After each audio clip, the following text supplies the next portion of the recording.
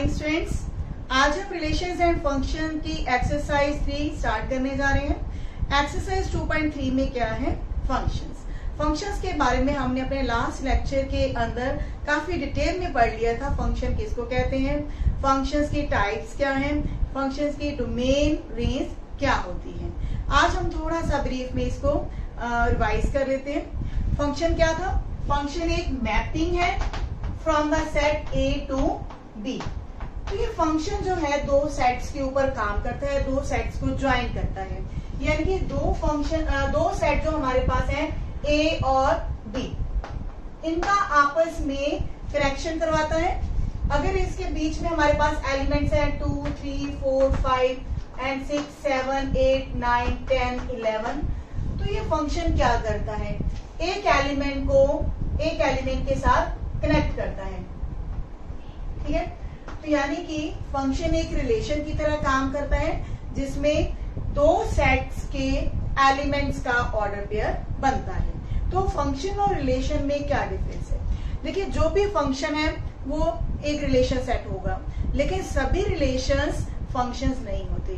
तो कौन से रिलेशंस फंक्शन नहीं होते और कौन से रिलेशंस फंक्शन होते हैं, तो इसमें क्या फर्क है वो भी हम देख लेते हैं। एक रिलेशन सेट हम ऐसा ले रहे हैं जिसमें वो सेट है ऑर्डर पेयर्स का A और B, जिसमें हम ले रहे हैं कि जो A है that is equal to B square and A and B belongs to real numbers. तो यहाँ पे आप देखेंगे कि ये हमारे पास दो रियल नंबर्स के सेट है। तो A की वैल्यू हमारे पास किसके इक्वल है? B स्क्वायर के इक्वल। तो यहाँ पे अगर हमारे पास रियल नंबर 0 है तो उसकी कनेक्टिविटी 0 के साथ होगी। क्लियर है? क्योंकि 0 का स्क्वायर भी हमारे पास 0 होगा। तो यहाँ पे अगर हम -1 और 1 को लें तो इसकी कनेक्टिविटी किसके साथ होगी? 1 के साथ, क्योंकि -1 का स्क्वायर भी 1 आएगा और 1 का स्क्वायर भी 1 आएगा। तो यहाँ आप देखेंगे कि एक इनपुट के लिए हमारे पास दो आउटपुट्स आ रही हैं। अगर हम A की वैल्यू यहाँ पे 1 रिप्लेस करते हैं तो B की वैल्यूज हमारे पास 2 आ जाती है, -1 एंड 1। तो इस तरह जो रिलेशन सेट जिनमें हमारे पास एक इनपुट के लिए दो आउटपुट्स आ जाती हैं, वो रिलेशन हमारे पास फंक्शन नहीं होंगे। तो फंक्शंस के लिए ये जरूरी है कि एक इनपुट के लिए सिर्फ एक ही आउटपुट होनी चाहिए। तो ये मेन रूल है फंक्शंस के लिए। उसके बाद हमने देखा कि ये जो हमारे दो सेट्स हैं A और B, तो A सेट हमारे पास फंक्शन का डोमेन होगा और B सेट हमारे पास क्या होगा? That will be called as codomain. Clear है? तो अब जो हमारे पास डोमेन है इसका काम क्या है? जो भी हम फंक्शन लेते हैं, मान लीजिए हमने फंक्शन लिया f(x) is equal to x² plus 1 और ये हमारे पास जो भी आउटपुट होती है उसको हम ले लेते हैं y। तो ये डोमेन क्या करती है? जब भी हम x की वैल्यू को डालते हैं तभी हमारे पास कोई आउटपुट आती है। तो हम ये देखते हैं कि जो फंक्शन की वैल्यूज है उस x की वैल्यूज के ऊपर बाउंड हो जाती है। तो फंक्शन एग्जिस्ट करना चाहिए x की वैल्यूज के ऊपर। तो डोमेन के अंदर हम यही देखते हैं कि कौन सी वैल्यूज के लिए, x की कौन सी वैल्यूज के लिए फंक्शन एग्जिस्ट करता है। मान लीजिए हमारे पास फंक्शन है f(x) इक्वल टू 1/x। तो यहाँ पे हम देखेंगे कि फंक्शन किन वैल्यूज के ऊपर एग्जिस्ट नहीं करता। अगर हमारे पास x की वैल्यू 0 होगी तो फंक्शन की वैल्यू क्या आ जाएगी? f0 will be equal to 1/0। तो क्या 1/0 ये कोई फाइनाइट वैल्यू है? नहीं, ये हमारे पास इनफाइनाइट वैल्यू आ जाती है। तो हम इस तरह से ये कहेंगे कि ये जो फंक्शन है x की वैल्यू 0 के ऊपर एग्जिस्ट नहीं करता। तो यही चीज है डोमेन के अंदर कि जो x की वैल्यूज हैं फंक्शन उनके ऊपर एग्जिस्ट करना चाहिए। तो ये तो हुआ डोमेन का काम। अब कोडोमेन का काम क्या है? जब हम डोमेन के अंदर से कोई वैल्यूज हम फिलअप करते हैं फंक्शन के अंदर, या फिर ये कह रहे हैं कि ये हमारी इनपुट है, तो इनपुट के बाद हमारे पास क्या कैलकुलेट होकर आता है? आउटपुट्स। तो जब आउटपुट्स आती हैं तो वो हमारे पास उनका जो सेट होगा उनको हम कहते हैं रेंज। रेंज क्या है? This is the set of outputs. और दूसरे शब्दों में हम ये भी कह सकते हैं कि जो डोमेन के एलिमेंट्स हैं उनकी इमेजेस के सेट को हम रेंज कहते हैं। तो जो रेंज है that should be the subset of codomain, क्योंकि ये जो रेंज आती है हमारे पास, या फिर ये कह लो जो भी आउटपुट्स आती हैं वो किस सेट को बिलोंग करेंगी? कोडोमेन को, क्योंकि हमारे पास सिर्फ दो ही सेट हैं, ए एंड बी, जिसमें से एक हमारा डोमेन होगा, दूसरा हमारा कोडोमेन होगा। तो जो भी हमारी आउटपुट्स आती हैं उनका जो सेट होगा वो हमारे पास रेंज होगा, लेकिन जो रेंज है किसका एक पार्ट होगी? वो सेट बी का पार्ट होगी। तो इस तरह से ये आपको क्लियर होगा कि डोमेन क्या है, कोडोमेन क्या है और रेंज क्या है। ये तीन मेन चीजें हैं जो इस एक्सरसाइज के अंदर आज हम कैलकुलेट करेंगे। तो ये तीनों चीजें जो हैं किसी पर्टिकुलर फंक्शन के लिए हम सॉल्व करने जा रहे हैं कि फंक्शन हमारा मॉडुलस फंक्शन है या इरेशनल है या फिर रैशनल फंक्शन है। तो उनके लिए डोमेन, रेंज और कोडोमेन क्या होंगी। तो चलिए स्टार्ट करते हैं। तो इसमें हमारी जो फर्स्ट एग्जांपल है वो क्या है? एक्सरसाइज से पहले हमारे पास दो एग्जांपल्स हैं। Example number 16 is fx is equal to x square and gx is equal to 2x plus 1। तो यहाँ हमारे पास दो फंक्शंस हैं fx and gx। Find f plus g of x। मतलब कि अब हमने दो फंक्शंस की एडिशन लेनी है। तो हमने अलजेब्रा में पढ़ा था, अलजेब्रा ऑफ द फंक्शंस में, कि दो फंक्शंस की एडिशन पॉसिबल है। तो सिंपल है कि हमने fx की वैल्यू भरनी है, यहाँ पर x स्क्वायर है और gx क्या है हमारे पास? 2x plus 1। तो इस तरह से दो फंक्शंस की जो एडिशन है वो हमारे पास ये आएगी x square plus 2x plus 1। Now we need to calculate f minus gx। तो ये हमारे पास दो फंक्शंस की सब्ट्रैक्शन है। मेन चीज क्या है इसमें कि फर्स्ट हमारे पास f है, सेकंड हमारे पास माइनस g है। तो यहाँ पे हमने क्या करना है? fx की value x square minus of gx। तो gx की हमारे पास वैल्यू है 2x प्लस 1। तो x स्क्वायर में से हमने ये घटाना है, तो ये आ जाएगा x square minus 2x minus 1। क्योंकि ब्रैकेट के बाहर हमारे पास माइनस साइन है, तो ये माइनस क्या करेगा? अंदर की जितनी भी टर्म्स हैं उनके साथ मल्टीप्लाई होगा। तो यहाँ पे प्लस है तो प्लस इंटू माइनस 1 तो minus 1। Clear? Now third is F G of x. Multiply है दो फंक्शंस की, तो यहाँ पे हम क्या लेंगे?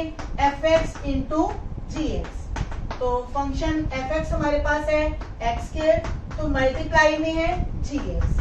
तो आप ये जो एक्स स्क्वायर है इसको अंदर मल्टीप्लाई करेंगे, एक्स स्क्वायर इंटू एक्स, तो एक्स की पावर हमारे पास 3 हो जाएंगी और 1 into x square x square. तो ये हमारे पास दो फंक्शंस की क्या है?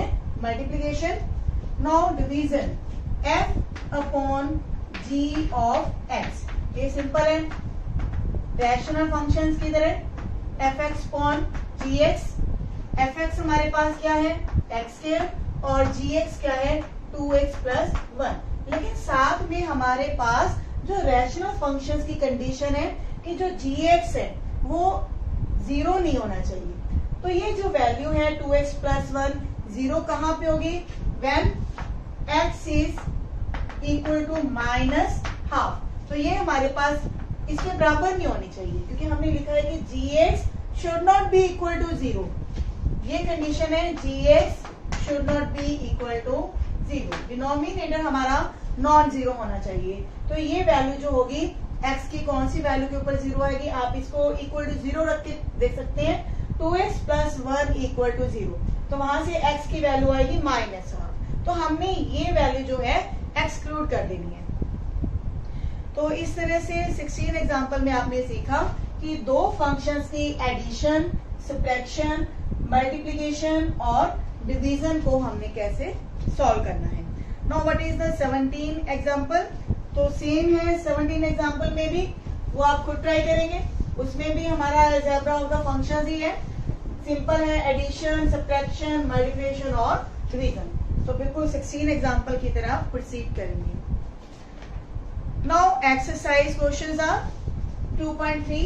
First question, which of the following relations are functions. तो हमने ये डिस्कस किया था कि कौन से रिलेशंस फंक्शन होते हैं और कौन से रिलेशंस फंक्शन नहीं होते।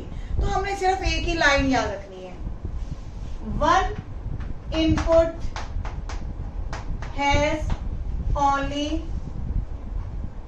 One output.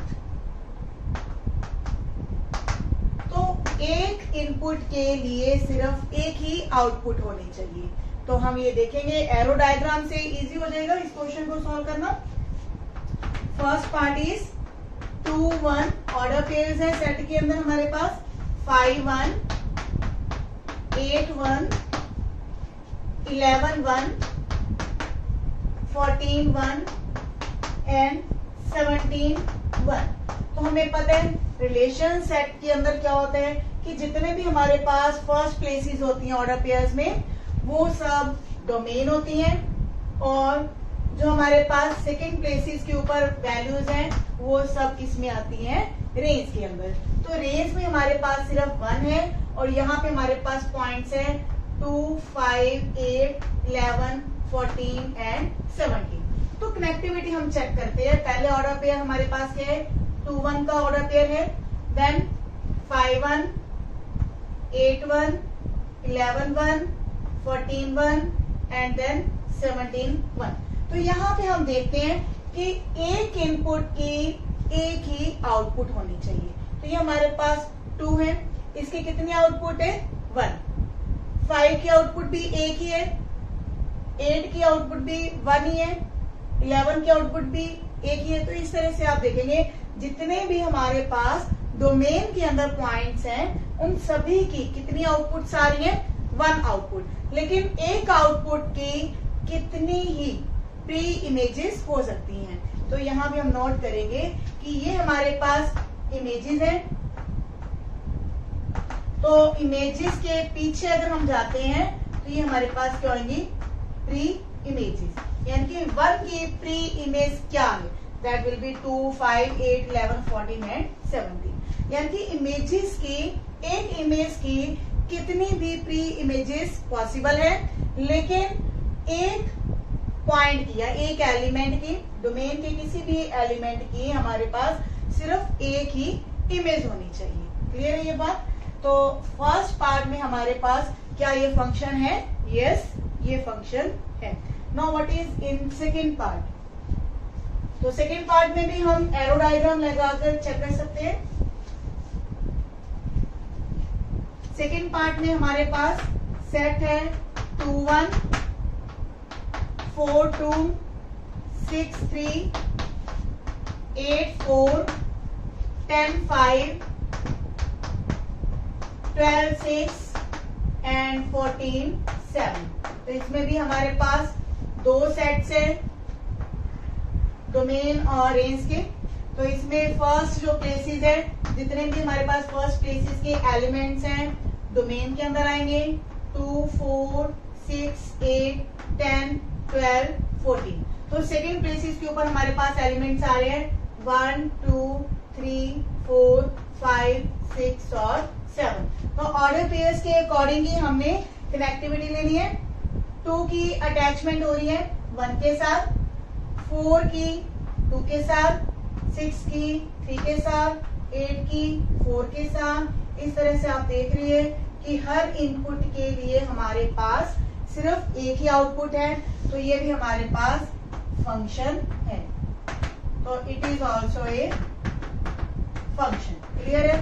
सेकेंड पार्ट भी हमारे पास एक फंक्शन है, क्योंकि हर इनपुट के लिए हमारे पास एक ही आउटपुट है। नेक्स्ट थर्ड पार्ट इज, तो थर्ड पार्ट थोड़ा सा डिफरेंट होगा। उसमें हम चेक करेंगे कि वो फंक्शन नहीं है तो क्यों नहीं है। थर्ड पार्ट में 3 ही हमारे पास ऑर्डर पेयर्स हैं 1 3 1 5 2 5। क्लियर। तो यहाँ पे जो दो सेट है हमारे पास, पहली प्लेसेस के ऊपर हमारे पास एलिमेंट्स है 1 एंड 2 और सेकेंड सेट में हमारे पास है 3 एंड 5। 1 का ऑर्डर पेयर है 3 के साथ, 1 का ऑर्डर पेयर है 5 के साथ, 2 का ऑर्डर पेयर है 5 के साथ। तो इस तरह आप देख रहे हैं कि जो 1 है इसकी कितनी आउटपुट्स आ रही हैं, 2 आउटपुट्स। तो हमें कितनी आउटपुट चाहिए होती है, सिर्फ एक आउटपुट होनी चाहिए फंक्शन के लिए। तो ये हमारा फंक्शन नहीं है, because 1 has 2 outputs that are 3 and 5, then it is not a function. Now in second question, find the domain and range of the following real functions. अब हमारे पास दो पर्टिकुलर फंक्शंस हैं, एक मॉडुलस फंक्शन है और दूसरा हमारे पास इरेशनल फंक्शन है। तो उनकी हम डोमेन और रेंज को डिस्कस करेंगे। Second question, first part is fx is equal to minus of modulus x। तो इसके डोमेन और रेंज को हमने डिस्कस करना है। देखिए x की किसी भी वैल्यू के लिए अगर हम 1 लेंगे तो इसका आंसर हमारे पास क्या है, -1। अगर हम 0 लेते हैं तो इसकी आंसर क्या आएगी हमारे पास 0, और -1.5 लेंगे तो इसका आंसर आएगा -1.5।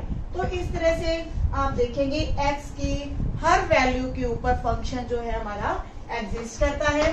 कहीं भी ऐसा कोई भी पार्ट नहीं है x की किसी वैल्यू के लिए जो मॉडुलस फंक्शन एग्जिस्ट ना करता हो। तो यहाँ पे हमारे पास डोमेन ऑफ द फंक्शन क्या आएगी, that is the set of real numbers. Domain will be the set of real numbers. Clear है। डोमेन का काम ही यही है कि फंक्शन एग्जिस्ट करना चाहिए x की वैल्यूज के ऊपर। तो ये हमारा डोमेन क्लियर हो गया। Know what is the range of function. Range क्या है, देखिए मॉडुलस फंक्शन हमेशा पॉजिटिव वैल्यू देगा।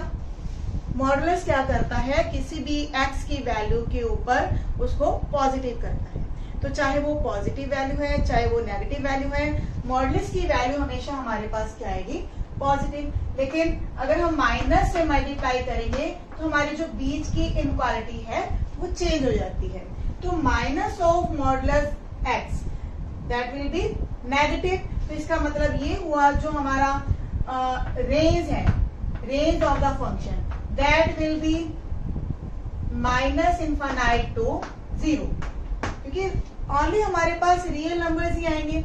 जब हम x की रियल वैल्यूज को फिलअप करेंगे हमेशा जो हमारे पास आउटपुट आएगी वो क्या आएगी, एक नेगेटिव रियल नंबर आएगी। तो आप ये कहेंगे कि जो रेंज ऑफ द फंक्शन है वो क्या है, -∞ to 0। और 0 के ऊपर हमने क्लोज इंटरवल लिया, क्योंकि जब हम x की वैल्यू 0 लेंगे तो फंक्शन हमारा क्या होगा, इक्वल टू 0 होगा। तो इस तरह से ये हमें डोमेन और रेंज क्लियर।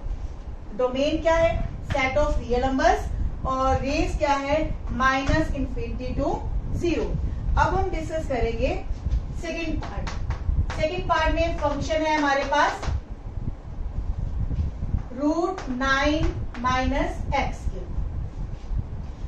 तो ये हमें पता है कि जब भी अंडर रूट को हम सॉल्व करते हैं तो हमने देखा कि √2 होगा, √3 होगा, √1 की वैल्यू इक्वल टू 1 ही होती है, या फिर कोई पॉइंट्स में भी हो सकता है -√2.5। लेकिन माइनस जो है फंक्शंस के लिए नहीं है। तो फंक्शन में जो x की वैल्यूज हैं या इसकी जो रेंज है वो हमारे पास रियल नंबर्स में ही होना चाहिए। तो अगर हम नेगेटिव नंबर लेंगे अंदर तो वो क्या हो जाएगा, that will B a complex number. तो हमने फंक्शंस को रियल नंबर्स के ऊपर ही चेक करना है कि जो डोमेन है या रेंज है रियल नंबर्स में से उनकी वैल्यूज क्या होंगी।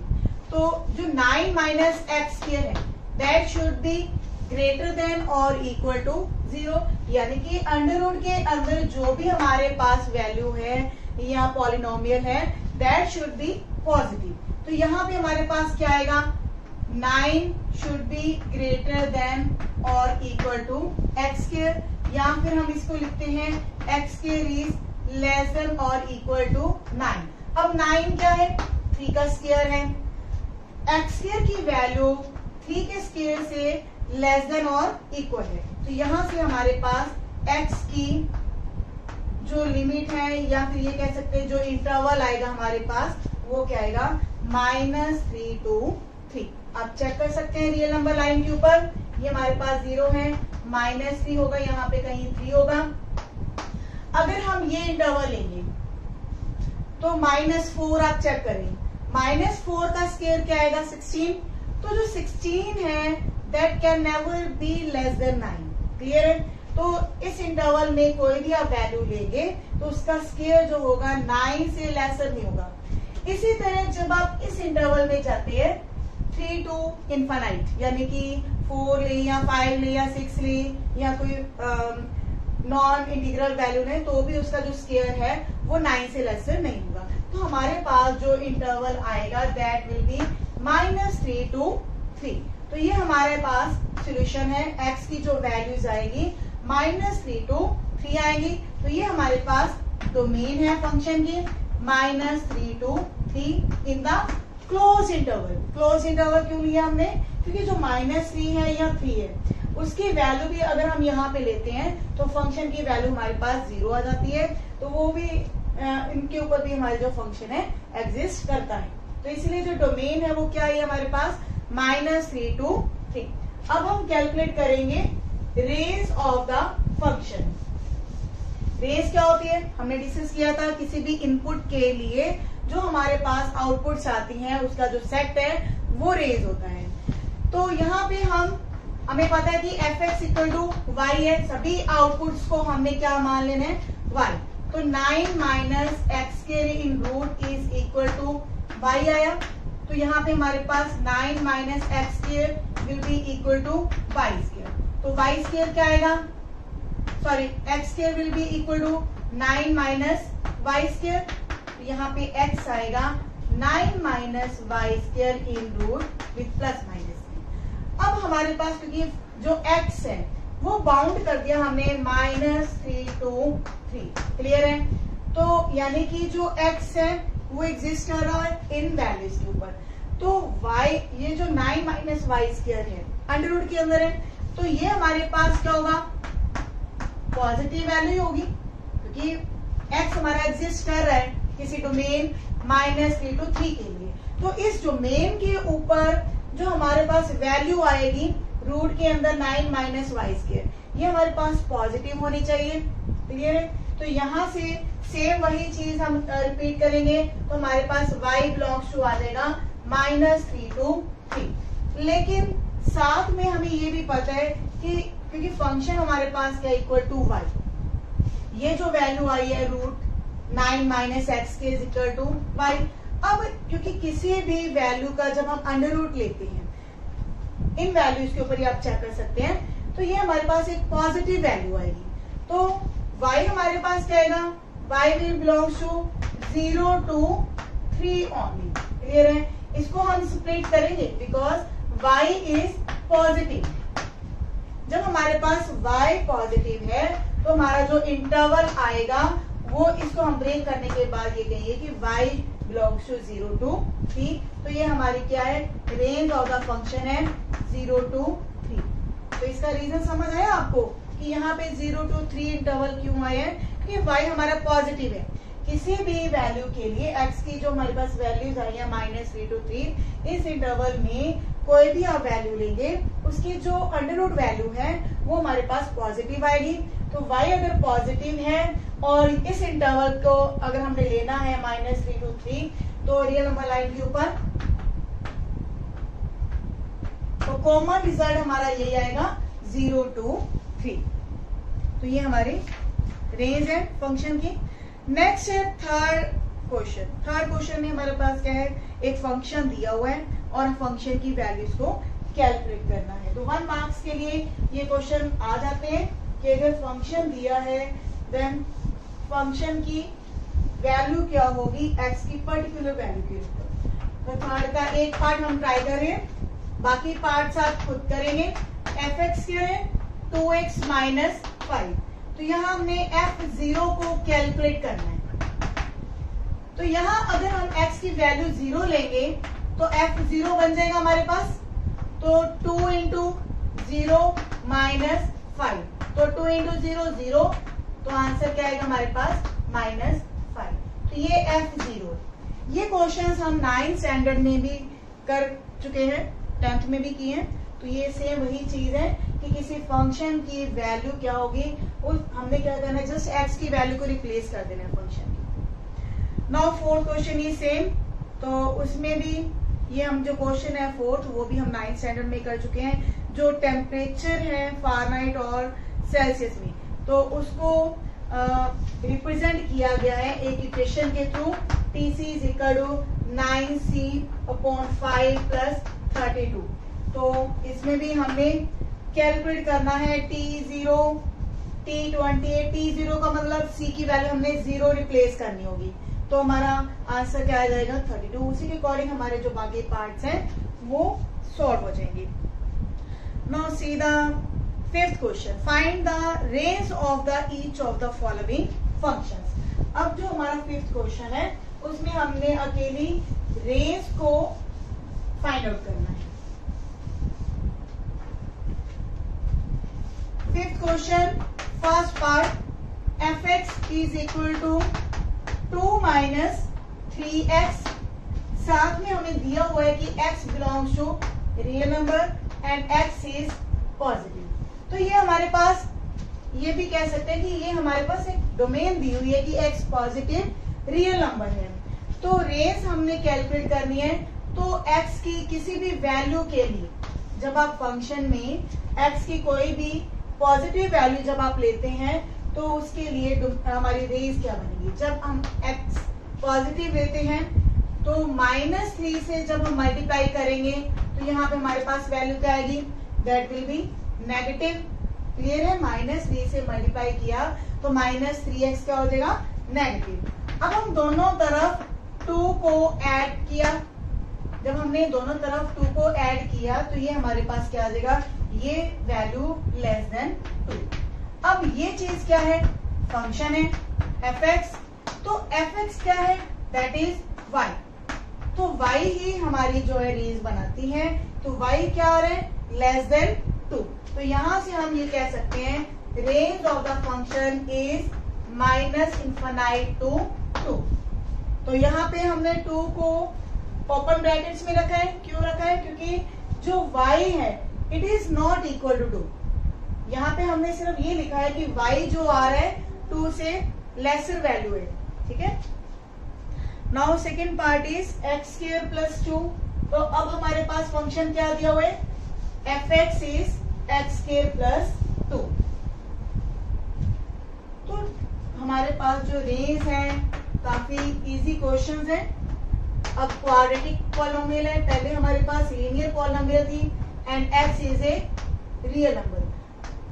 तो लीनियर और क्वाड्रेटिक को हमने कैसे सॉल्व करना होता है, तो यहाँ हमारे पास क्या दिया हुआ है, x is a real number.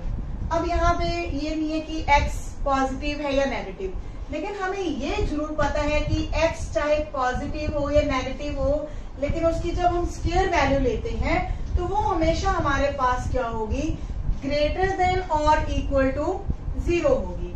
तो यहाँ पे हम दोनों तरफ 2 को ऐड करेंगे, तो यहाँ पे हमारे पास क्या आ जाएगा, y इज ग्रेटर देन और इक्वल टू 2। तो यहाँ पे हम कह सकते हैं कि जो रेंज है फंक्शन की वो क्या आएगी, 2 to ∞, और 2 वाली साइड पर हमने क्या लिखा है, close bracket, because y can take the value equal to 2। Clear है। Now third part is f(x) is equal to x। ये हमने टाइप्स ऑफ फंक्शंस में भी डिस्कस किया था कि ये क्या है, आइडेंटिटी फंक्शन है। आइडेंटिटी फंक्शन में हमारे पास अगर f(x) इक्वल टू x है, देन x और y वैल्यूज क्या आती हैं, इक्वल आती हैं। तो जो डोमेन है वही उसकी रेंज है। तो यहाँ पे x belongs to real number है, तो y भी क्या आ रहा है हमारे पास, रियल नंबर। तो range of the function is set of real numbers. Clear है। तो इस तरह से किसी भी फंक्शन की जो हम रेंज है वो इजीली कैलकुलेट कर सकते हैं। तो इस टॉपिक के अंदर आपने सीखा कि किसी फंक्शन की डोमेन और रेंज को कैसे कैलकुलेट करना है। तो जब हम किसी भी टॉपिक के जब हम बेसिक्स को क्लियर कर लेते हैं तो उस टॉपिक को समझना काफी आसान हो जाता है। लेकिन अकेले एग्जांपल्स को देख के अगर आप क्वेश्चंस को सॉल्व करेंगे तो कहीं ना कहीं क्वेश्चन जब मोड होकर आता है तो हम ये कहना स्टार्ट कर देते हैं कि क्वेश्चन जो है आउट ऑफ सिलेबस है। क्वेश्चंस आउट ऑफ सिलेबस नहीं होते, वहां कमी किस चीज की होती है, बेसिक्स की कमी होती है। तो बेसिक्स को क्लियर करना जरूरी है। तो आपने देखा कि जब हम बेसिक्स को क्लियर कर लेते हैं तो वो टॉपिक हमारे लिए काफी आसान हो जाता है। तो इस लेक्चर को देखने के बाद आप जान चुके होंगे कि जो फंक्शन है उसकी डोमेन और रेंज को कैसे इजीली कैलकुलेट किया जा सकता है। अब आपके लिए ये मुश्किल टॉपिक नहीं रहा होगा, उम्मीद करती हूँ। तो मिलते हैं नेक्स्ट वीडियो में। Thank you.